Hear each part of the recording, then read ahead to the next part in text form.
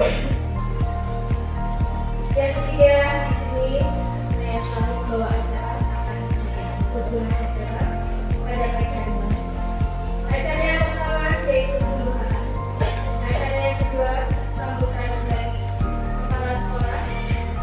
Acara yang ketiga pemaparan definisi pemahaman dan penerapan budaya positif. Dan acara yang keempat menutup. Mengingat acara yang pertama adalah kita buka acara pada pagi hari ini dengan mengucapkan selamat. Acara yang kedua sambutan dari Bapak Kepala Sekolah kepada Bapak Fasya Ismi SPD.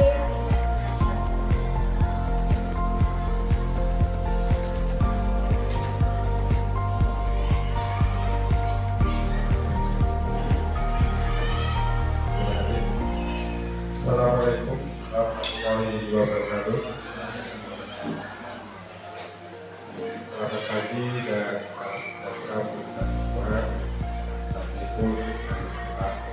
Assalamualaikum pertama-tama mari kita bacakan kita dari Allah Subhanahu wa Ta'ala yang mana pada pagi hari kita masih diberikan kesempatan hingga dapat mengikuti kegiatan destinasi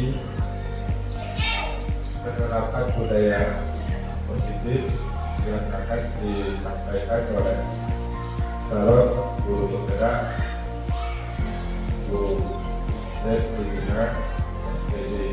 Jadi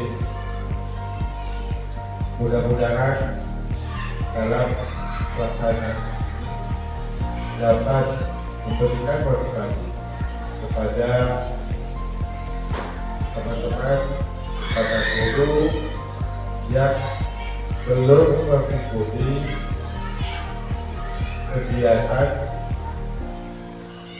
guru penggerak. Jadi saya berharap pada semua guru yang masih memenuhi persyaratan untuk mengikuti atau menjadi calon guru penggerak supaya dapat mendaftarkan diri menjadi guru.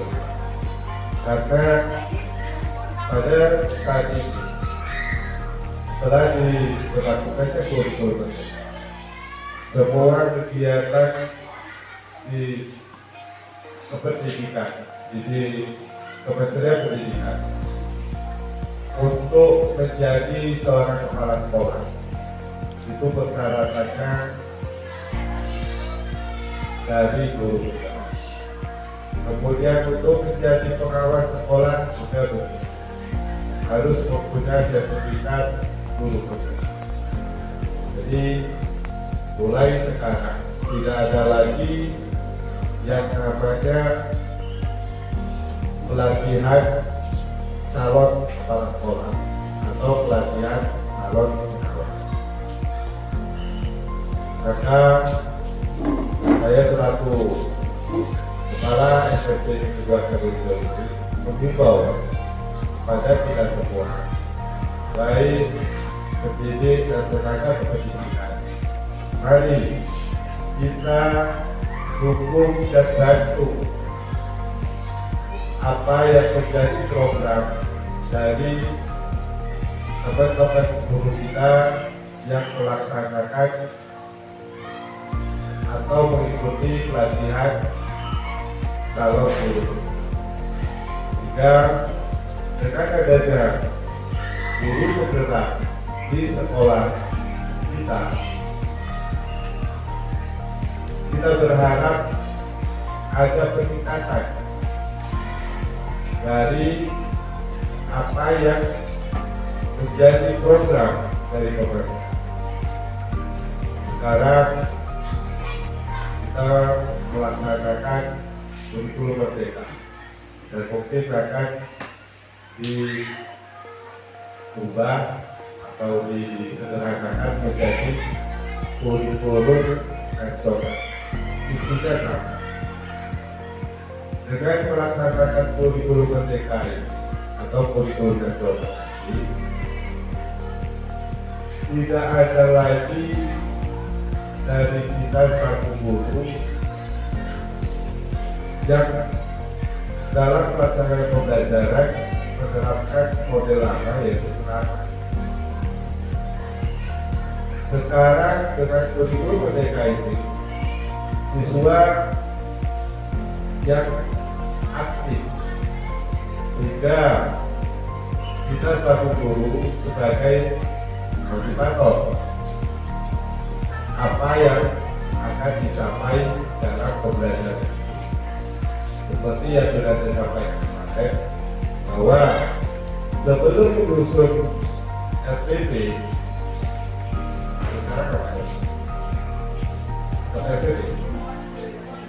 modul aja, dan kita harus tahu dulu capaian pembelajaran. Dengan mengetahui capaian pembelajaran, apa yang akan dicapai dalam pembelajaran. Seperti yang sudah saya sampaikan kemarin, bahwa sebelum menyusun RPP,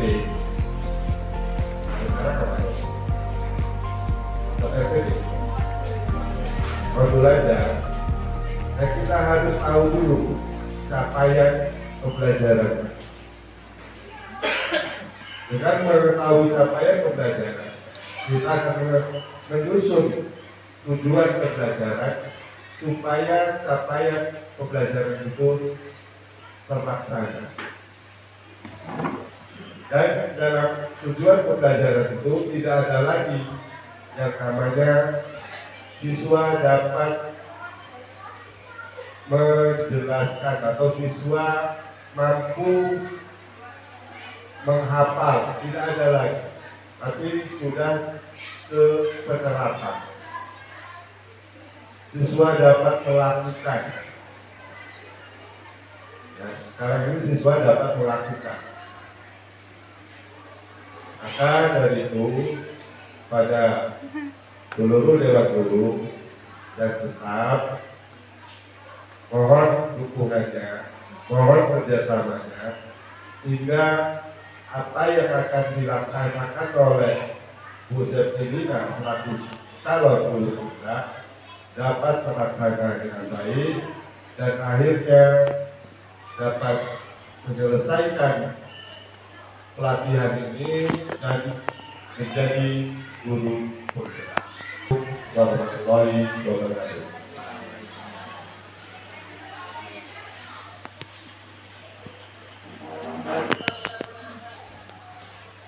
Meningkat acara yang ketiga yaitu pemaparan diseminasi pemahaman dan penerapan budaya positif oleh CGP Angkatan 10 kepada Ibu Septilina SPD FPD. Silakan.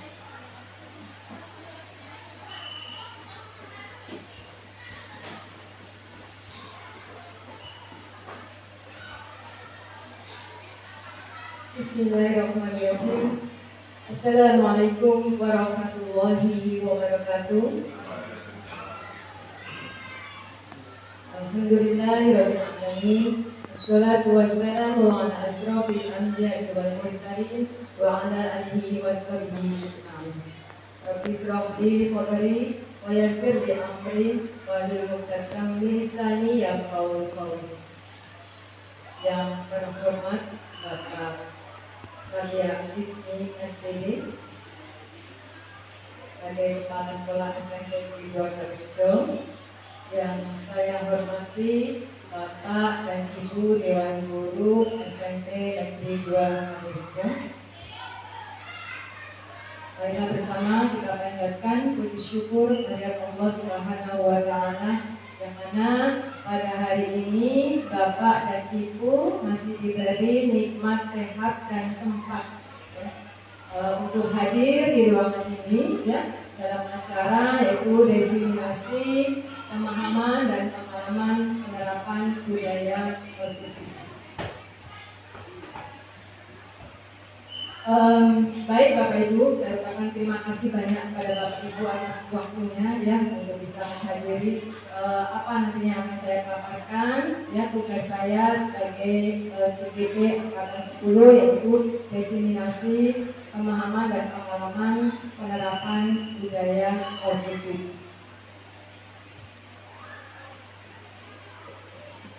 Langsung saja ya Bapak Ibu, yang saya paparkan di sini bahwa konsep utama pada modul budaya positif yang ada pada kurikulum Merdeka yang sekarang, yaitu yang pertama ada yang namanya perubahan paradigma belajar, kemudian ada disiplin positif, kemudian ada 5 posisi kontrol, ada juga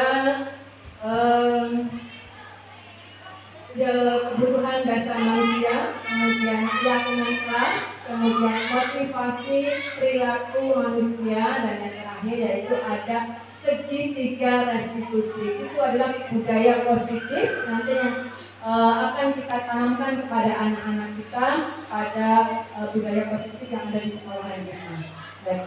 Nah, ini perubahan paradigma pembelajaran kita. Nah, Bapak Ibu ya, coba sekarang Bapak Ibu amati yang ada di gambar tersebut ini. Nanti coba Bapak Ibu praktekkan. Seolah-olah nanti si A ya itu mempunyai sesuatu yang sangat berharga. Entah apa itu menurut si A, ingat ya, menurut si A mempunyai sesuatu yang sangat berharga. Kemudian si B itu mencoba untuk merayu, membujuk, ya, atau mungkin mengancam supaya si A nanti ini bisa membuka apa yang ada di genggamannya. Nah, dari situ, ya, nanti akan terlihat apakah memang, ya, itu nanti pada waktu mau membuka itu adalah hasil dari paksaan kawannya yang B atau dari kesadaran dari si A sendiri. Coba sekarang Bapak Ibu mohon untuk berdiri. Berdiri sebentar. Ya, berdiri. Berdiri mencoba anggap siapa yang sebagai si A. Si A itu mempunyai sesuatu yang sangat berharga, ya. Mungkin apa? Ya, emas ataupun apa. Nah, dicoba, ya. Dan di pihak B mencoba untuk merayunya, ya. Mau enggak, ya? Si A itu membuka apa yang dia miliki yang sangat berharga. Coba Bapak Ibu dilakukan, iya, oke, ya. Salah satunya menggenggam, yang menggenggam sangat kuat, mungkin ada sesuatu yang sangat berharga yang hanya satu-satunya yang dia miliki. Nanti dengan mencoba untuk merayunya, iya, kita tinggal mengadakan perayuan atau bahkan mengancam.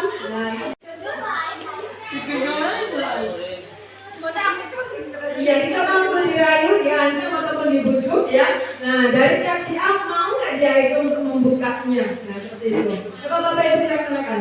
Yuk. Ya, dan ucapan.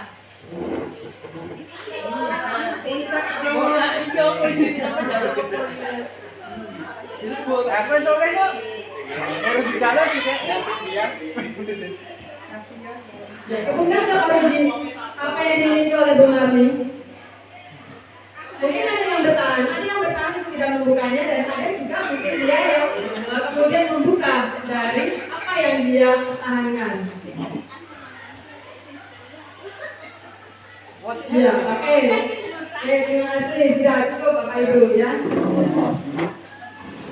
Dari ilustrasi tadi, nah ya, kira-kira gitu ya, kalau Bapak Ibu itu mempunyai sesuatu yang sangat berharga, ya, kemudian dirayu dengan rayuan manis ya oleh Pak Kunci mungkin ya, sampai bisa diabet karena saking manisnya, atau mungkin bujukan, ancaman dan sebagainya, itu kira-kira ya, Bapak Ibu itu membuka genggaman tangan itu karena atas dasar rayuan, bujukan, ancaman, ataukah dengan kesadaran diri sendiri?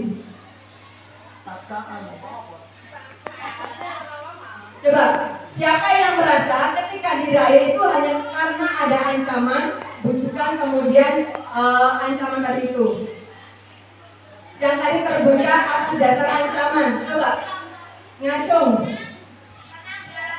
Nggak ada, berarti semuanya atas dasar kesadaran diri sendiri, ya. Karena sudah merasa dirayu, kemudian dibujuk, ya, kemudian diancam, sehingganya dengan kesadaran diri sendiri dibukalah, ya, sesuatu yang sangat berharga dari kita.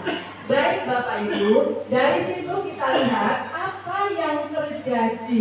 Ini menyangkut tentang masih proses pembelajaran. Oke, next, Mbak. Nah, di sini perubahan paradigma teori kontrol dan teori pilihan tadi itu, ya. Ilusi guru mengontrol murid. Padahal pada dasarnya itu sebenarnya bahwa guru itu tidak bisa untuk mengontrol murid. Seharusnya dari siswa itu sendiri memang yang mempunyai kesadaran, oh ya saya harus belajar, oh ya saya harus mematuhi peraturan. Kemudian yang kedua dari ilustrasi tadi, ilusi bahwa kritik dan membuat orang merasa bersalah dapat menguatkan karakter. Dan selanjutnya, ilusi bahwa semua penguatan positif, efektif dan bermanfaat. Kemudian yang selanjutnya adalah ilusi bahwa orang dewasa memiliki hak untuk memaksa. Itu yang terjadi ya dalam paradigma pembelajaran kita, seolah-olah anak itu adalah penguasaan dari kita. Anak kita paksa untuk mengerjakan ini, anak kita paksa untuk melakukan atau mematuhi peraturan semuanya paksaan.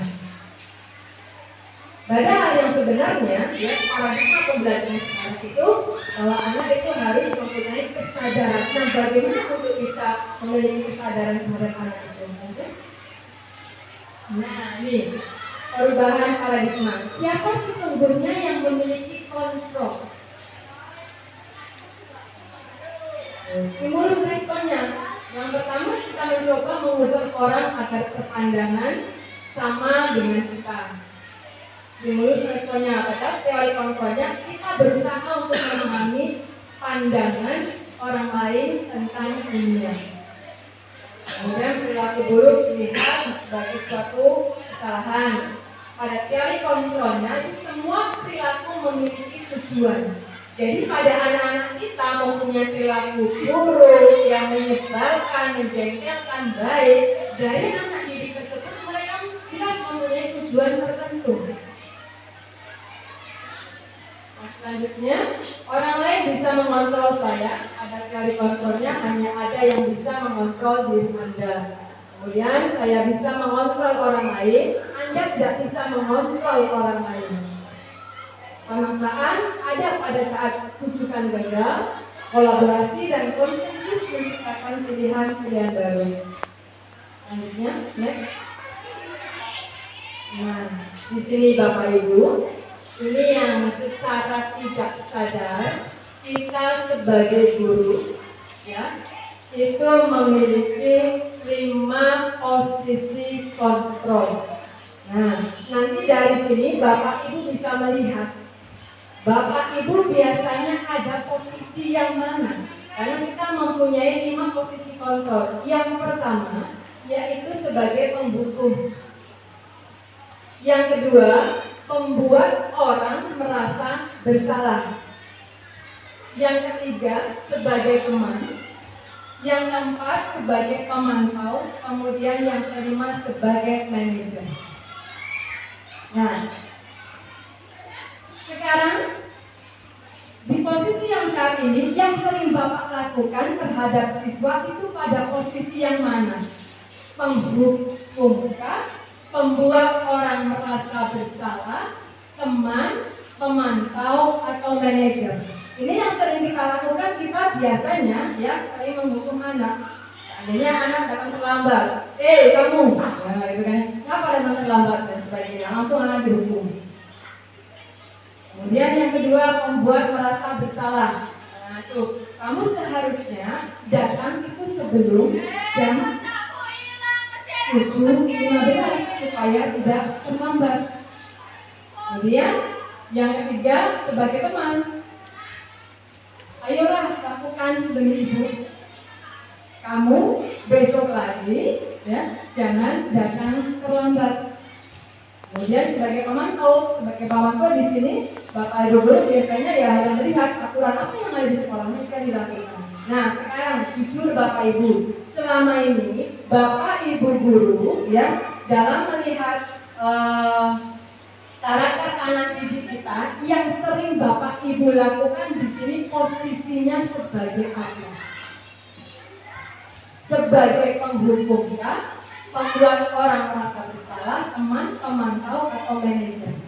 Jujur, yang sering dilakukan oleh anak-anak kita mungkin saat dia melanggar peraturan atau apapun itu. Satu Bu. Apa? Penghukum. Iya. Ada yang lain? Membuat orang merasa bersalah. Membuat orang merasa bersalah. Ya, apa lagi? Iya, yang rata-rata sepertinya tempat kita sebagai penghukum ya. Ada ya Pak Ruji, gimana Pak Ruji sebagai guru BK? Kalau melihat keadaan di sekolah kita, ya, sikap kita sebagai bapak ibu guru ini terhadap anak dengan kesalahan anak, ya, itu biasanya posisi kita sebagai apa? Ya, sebagai teman, ya, diajak bicara ya Pak, sebagai teman, kamu jangan seperti itu, kamu harus kasihan sama bapak, ya, besok jangan berulangi lagi, seperti itu ya Pak ya. Ya. Tapi rata-rata yang lainnya sebagai penghukum ya, disuruh push up, disuruh lari dan sebagainya, ya, ada di materi selanjutnya. Ya. Bapak Ibu, ya, ini adalah fakta yang terjadi ya pada saat kita mendidik anak didik kita, yaitu ada penghukum, pembuat orang merasa bersalah, teman pemantau, kemudian yang kelima manajer. Padahal ya di sini yang dianjurkan pada 5 posisi kontrol kita sebagai guru adalah menjadi manajer. Bagaimana? Ya, ketika anak melakukan kesalahan, yaitu kita tanya dulu, kita panggil, ya, kenapa kamu melakukan itu? Kok datangnya terlambat? Kenapa? Tadi malam ngapain? Kok terlambat? Nah, kamu kan sudah tahu peraturan sekolah kita, ya. Kenapa kamu datang terlambat? Duduk bareng ini biasanya seperti itu guru BK ya. Kalau yang lain terlambat langsung bersihkan WC, lari lapangan 5 kali dan sebagainya. Ya. Nah, kemudian itu baru ya berjanji untuk kedepannya untuk tidak mengulangi lagi. Nah, itu yang diharapkan kita sebagai pendidik dalam 5 posisi kontrol itu adalah sebagai manajer. Kita panggil dulu tadi dengan pertanyaan stimulus. Kenapa? Jadi kadang-kadang kita sebagai guru ya langsung saja ya, menyalahkan anak. Datang terlambat, nggak tahu bagaimana kronologisnya, kenapa dia terlambat dan sebagainya. Kita sebagai guru di situ tidak mau tahu. Mungkin ban bocor atau mungkin bagaimana keadaan di rumahnya. Kita sebagai guru pokoknya datang jam 7.15 ya harus jam 7.15. Nah, paradigma pembelajaran sekarang tidak seperti itu Bapak Ibu. Jadi kita harus menggunakan 5 posisi kontrol yaitu yang manajer yang harus kita pakai. Oke, next Mbak. Nah, ini pernyataannya. Ya. Yang sebagai pembuat orang merasa bersalah. Ya, di sini saya kecewa sekali dengan kamu. Kemarin sudah saya ingatkan jangan datang terlambat. Kenapa sekarang terlambat lagi? Nah, itu 5 posisi kontrol pada pembuat merasa bersalah. Kemudian sebagai penghukum, kamu tidak pernah benar melakukannya. Setiap hari kenapa kamu selalu terlambat? Tidak pernah tahu ya apa yang terjadi di dalam anak tersebut ya. Mungkin dia malamnya begadang dan sebagainya. Nah, para guru nggak mau tahu. Intinya selalu nasihat kamu tidak pernah benar melakukannya. Setiap hari sudah Bapak panggil berulang-ulang selalu terlambat. Itu penghukum. Kemudian yang selanjutnya sebagai teman, ayolah, nah, lakukannya demi ibu, demi bapak. Kamu gak kasihan, bergabung. Itu kita ajak, kita ngobrol ya, sebagai teman. Kemudian sebagai pemantau, apakah kamu mau mendapatkan stiker bintang hari ini? Biasanya itu dikasih suatu kayak penghargaan supaya nanti kedepannya tidak terlambat lagi. Nah ini sebagai manajer, bagaimana kamu bisa menyelesaikan masalah ini? Nah, tadi pada waktu posisi manajer ditanya dari awal kenapa terlambat, ya alasannya kenapa, nanti anak tersebut akan menceritakan semuanya sampai dia terlambat, kemudian kesepakatannya apa dan berjanji besok tidak akan memulai lagi. So next. Nah, ada yang selanjutnya yaitu teori motivasi perilaku manusia. Di perilaku manusia itu ada yang motivasinya dari eksternal, dari luar, ya. Ada juga yang dari dalam atau internal. Seperti apa yang dari eksternal? Itu biasanya untuk menghindari ketidaknyamanan, hukuman, apa yang akan terjadi apabila saya tidak melakukannya. Kemudian untuk mendapatkan imbalan, itu biasanya perilaku manusia didorong oleh keinginan dari luar seperti itu supaya mendapatkan imbalan, kemudian rasa ketidaknyamanan. Tapi yang motivasi internal, ya, itu untuk menghargai diri sendiri. Saya menjadi orang yang seperti apa bila saya melakukannya, sudah sadar dengan diri sendiri. Bukan ada paksaan dari orang lain seperti tadi pada yang di awal. Next.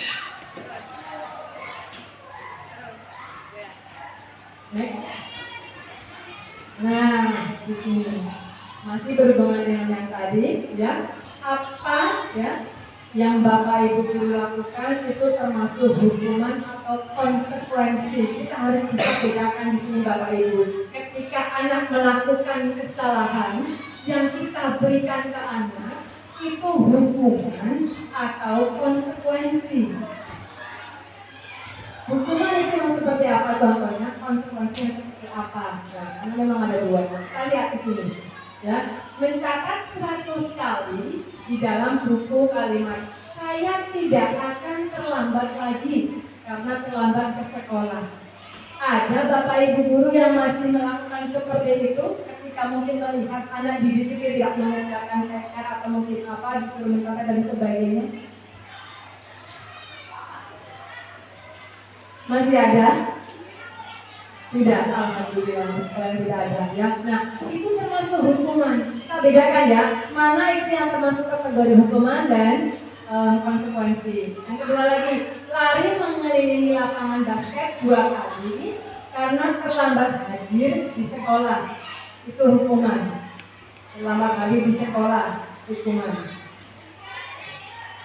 Kemudian lagi, murid diminta untuk push up 15 kali karena tidak menggunakan masker ke sekolah, karena tidak menggunakan dasi, karena tidak menggunakan topi, disuruh push up 50 kali, disuruh lari mengelilingi lapangan 5 kali dan sebagainya. Itu termasuk hukuman.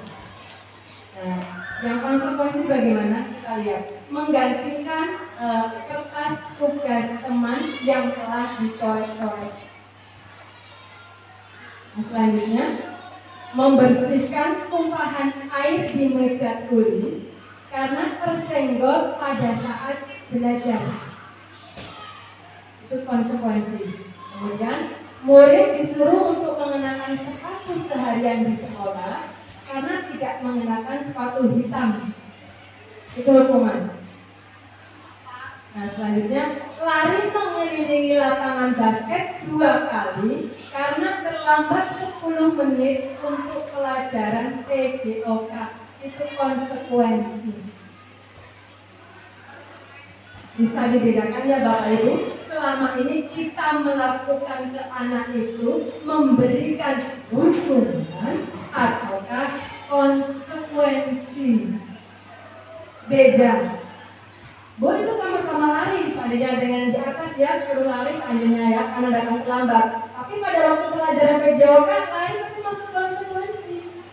Beda Bapak Ibu. Jadi konsekuensi itu apa yang tidak dia lakukan ya pada saat di pembelajaran tersebut. Kenapa dia disuruh lari termasuk konsekuensi? Iya, karena mungkin siswa yang lain sudah melakukan pemanasan. Nah, anak ini terlambat datang. Konsekuensinya karena yang lain sudah pemanasan, anak tadi belum pemanasan. Makanya ya mungkin dia disuruh lari dulu atau mungkin jogging dan sebagainya. Itu konsekuensi. Jadi kita harus paham di sini mana yang termasuk hukuman, mana yang termasuk konsekuensi yang akan kita berikan ke anak.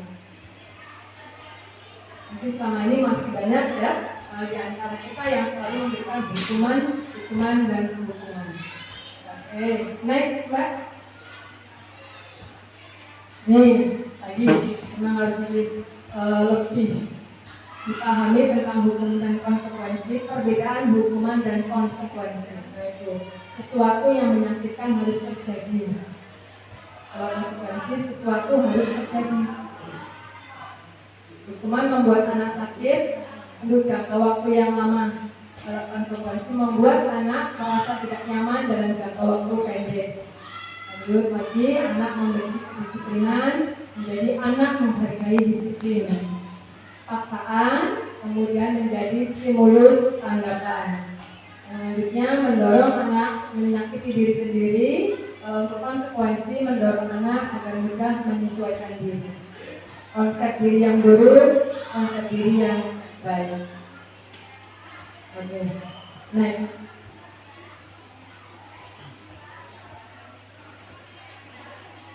Nah, yang selanjutnya yaitu adalah keyakinan kelas.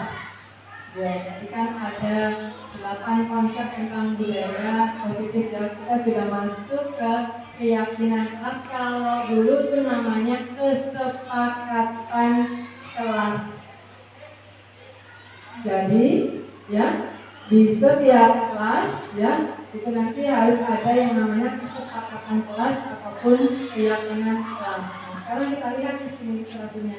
Mengapa kita memiliki peraturan harus menggunakan helm bila mengendarai kendaraan roda 2? Kalau itu peraturan, ya kita harus menggunakannya. Keyakinan disepakati bersama. Oh ternyata kalau kita menggunakan helm supaya kita, ya kalau terjatuh, ya ada sesuatu yang bisa untuk mengamankan kepala kita.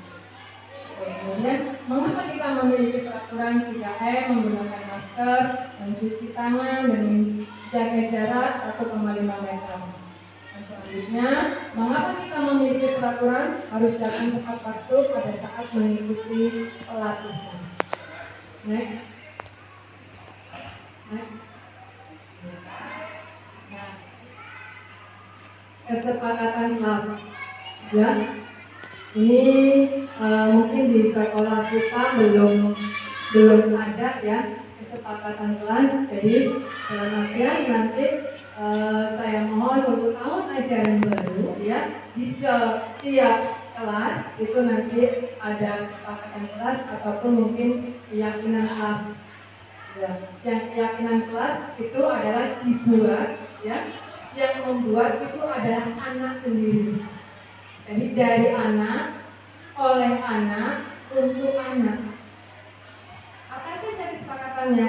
Nanti dari anak akan timbul ide-ide kira-kira apa yang tidak boleh dilakukan pada waktu di kelas. Jadi bukan dari guru. Kalau biasanya kan kita membuat kesepakatan kelas, peraturan kelas itu guru yang membuat, langsung ditempel. Mau tidak mau anak-anak harus mengikuti peraturan tersebut. Gitu ya Bapak Ibu ya. Nah, nanti pada waktu pembuatan kesepakatan kelas ataupun keyakinan kelas itu nanti dari anak yang membuat, sehingga kita tempel nanti di kelas, ya di situ nanti kita buat banner ataupun dibentuk yang bagus di setiap kelasnya. Ketika ya anak nanti melakukan apa yang sudah dia buat, nanti ada konsekuensinya. Keyakinan kelas. Next, Mbak. Nah, di sini. Bedanya peraturan dengan keyakinan kelas. Kalau ada peraturan itu selalu kembalikan buku ke tempatnya. Nah, di keyakinan kelas berarti di sini harus ada rasa tanggung jawab. Jadi sudah tidak boleh ada kata dilarang sudah tidak boleh. Nah, kita lihat ada peraturan dilarang mengganggu orang lain. Berarti di keyakinan kelas itu contohnya menghormati orang lain. Nah selanjutnya hadir di sekolah 15 menit sebelum pembelajaran dimulai. Itu menghormati orang lain, berkomitmen. Lanjut, dilarang melakukan kekerasan, tapi keselamatan, menghormati orang lain. Dilarang menggunakan narkoba, ada keyakinan kelasnya berarti kesehatan, menjaga kesehatan. Bergantian atau menunggu giliran, menghormati orang lain atau bersabar. Gunakan masker, kesehatan atau keselamatan. Dan mungkin ini yang terjadi di sekolahan. Kemarin sudah saya coba untuk membuat keyakinan kelas dengan anak-anak di jujur, bersikap jujur. Dan saya tanya, kenapa jujur tidak boleh mencontoh pada waktu ulangan? Tidak boleh berisik pada waktu pembelajaran. Nah, nanti di awal pembelajaran kita tahun baru, setiap kelas, ya, nanti ini saya harapkan semuanya akan ada yang namanya keyakinan kelas yang sudah disepakati oleh anak didik kita semua. Oke, next. Selanjutnya, kebutuhan dasar. Kebutuhan dasar manusia. Ya, di sini kebutuhan dasar manusia, ya, itu ada 5. Yang pertama adalah kasih sayang dan rasa diterima. Terus semua manusia butuh, itu ya. Itu kebutuhan dasar manusia, kasih sayang dan rasa diterima. Kemudian yang selanjutnya yaitu penguasaan, kemudian kesenangan, kebebasan, dan bertahan hidup. Setiap individu, setiap manusia mempunyai kebutuhan dasar 5 tersebut. Ini yang terakhir, Bapak Ibu. Yang terakhir yaitu restitusi, ya, dari konsep budaya positif tadi itu, ya. Yang terakhir yaitu restitusi. Apa itu restitusi? Ya.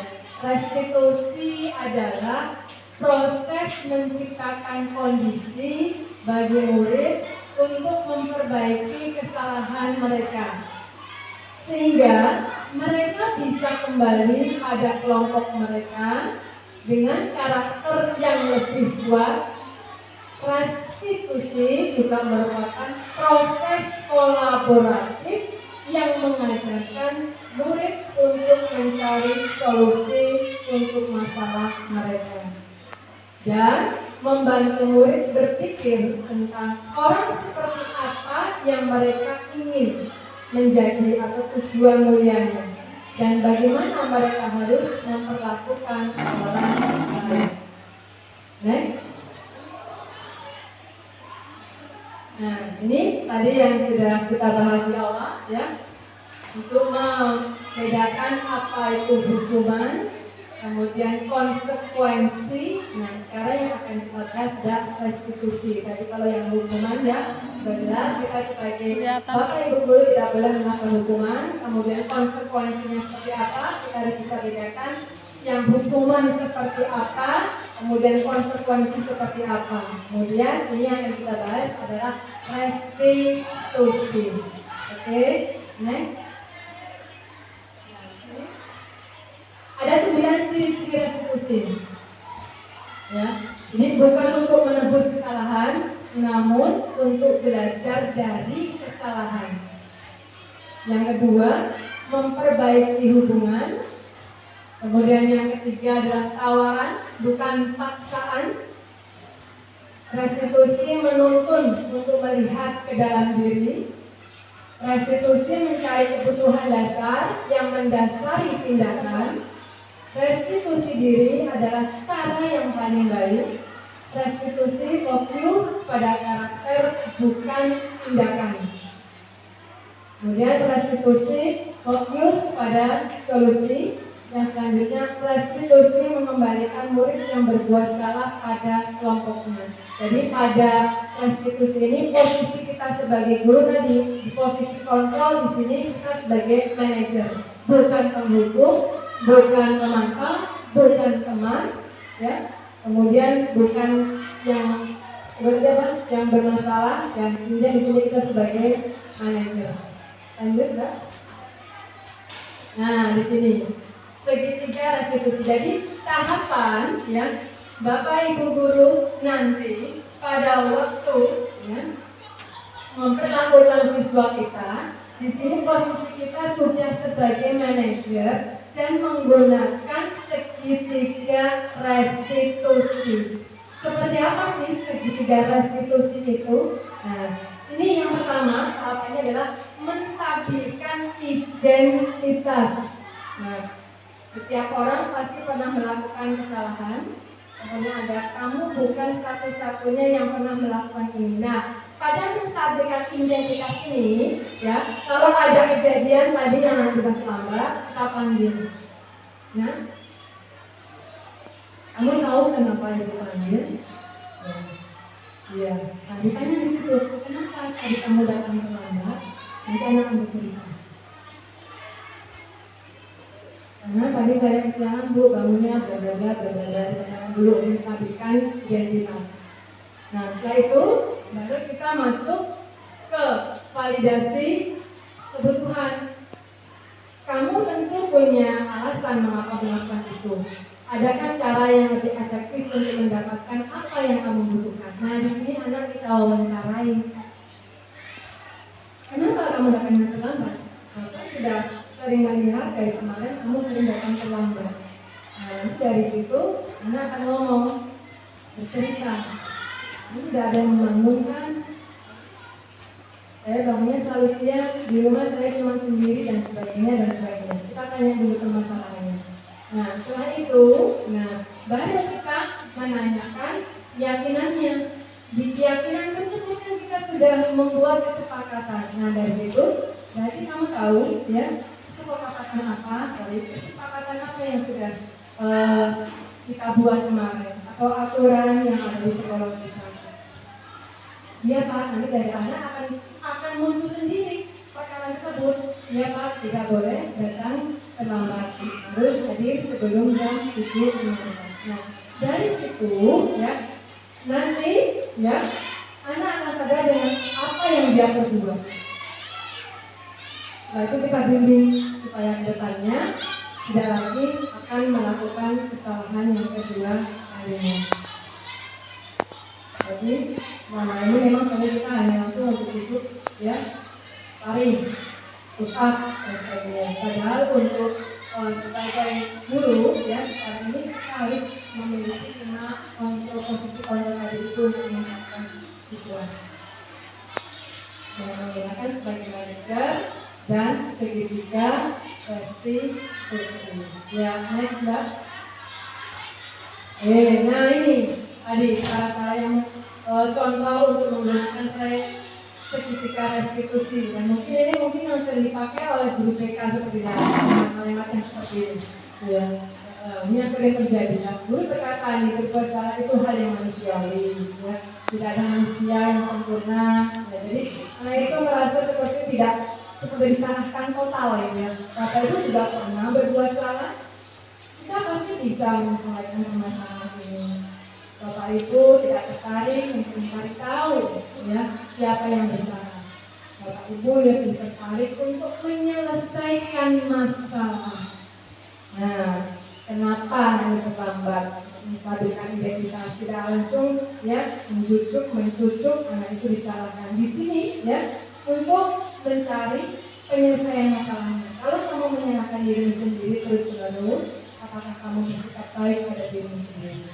Jadi seperti anak diajak kita bicara secara hati ya, ketika anak kita melakukan kesalahan. Next, Mbak. Kemudian yang selanjutnya adalah validasi kebutuhan yang sudah saya paparkan di depan. Bagaimana? Guru berkata, kamu bisa saja kan melakukan hal yang lebih buruk, tapi kamu tidak melakukannya.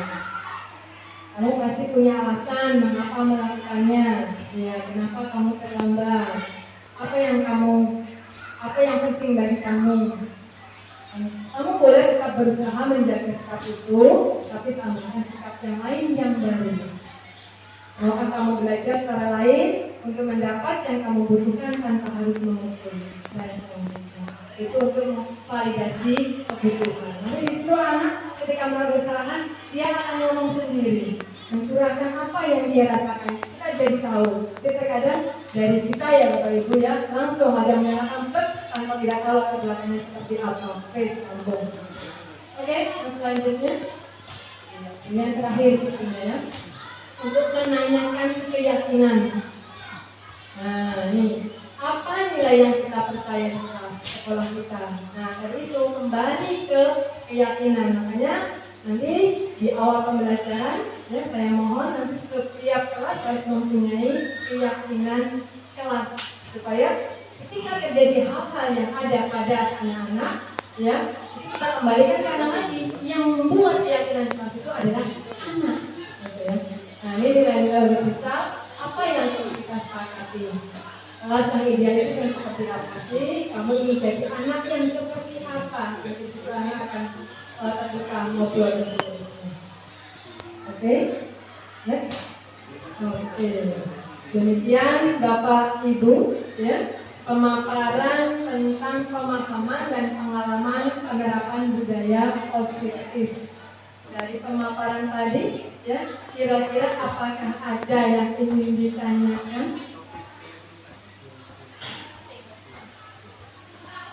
Sudah paham? Tinggal penerapannya, kita sudah kebayang Bapak Ibu ya, selama ini apakah kita itu masih salah, ya, atau sudah salah? Nah itu, yang terbesit tadi pada 5 posisi kontrol tadi itu Bapak Ibu ya, kita harus sebagai posisi apa? Nah ketika kita sudah tahu bahwa yang paling baik itu adalah pada sikap yang manajer, selanjutnya yang kita menggunakan segitiga restitusi.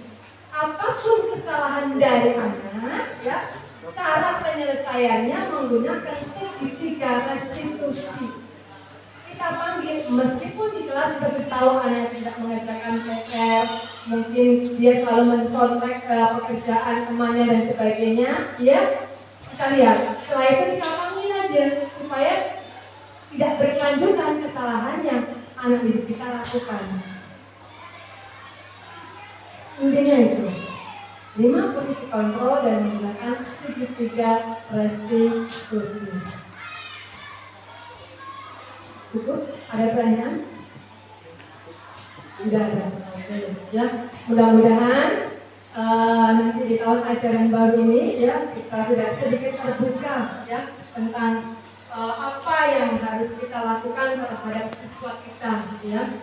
Sebagai apa, nah gitu ya, ada perubahan nanti untuk bagaimana kita mendidik anak didik kita, bukan hanya saja mentransfer materi saja. Kalau hanya mentransfer materi, ya, Ibu masih ingat dulu kata-kata Bu Martini, semua orang bisa, Pak Ibu aja bisa kalau cuma mentransfer materi, namanya sudah kita pelajari, kan gitu ya. Tapi yang terberat bagi kita saat ini adalah mendidik siswa, karakter siswa, yang sekarang ini siswa tidak boleh kita kerasin dan harus menggunakan cara-cara ini, budaya positif runtutannya. Oke? Cukup ya? Tidak ada yang ditanyakan? Wah, luar biasa Bapak Ibu yang berjelas. Jelaskan pokoknya sudah langsung jelas semua. Tinggal betul apa kata Pak Rudy tadi ya. Tinggal penerapannya baru. Oke, mari kita bersama-sama nanti di tahun ajaran baru kita berubah keluar dari zona nyaman. Lain zaman biar Ibu beda. Anak-anak juga sudah beda. Yang biar anak tadi berdiri seperti sekarang berdiri elemen diri. Nah, seperti itu ya. Jadi kita ayo bareng-bareng bersama-sama kita rubah pola didik kita terhadap siswa-siswi kita di SMP Negeri 2 Purworejo. Ya, mungkin itu saja Bapak Ibu, terima kasih atas waktunya pada kemudian pemahaman secara budaya positif. Semoga bermanfaat untuk kita semua. Dan saya akhiri, wassalamualaikum warahmatullahi wabarakatuh.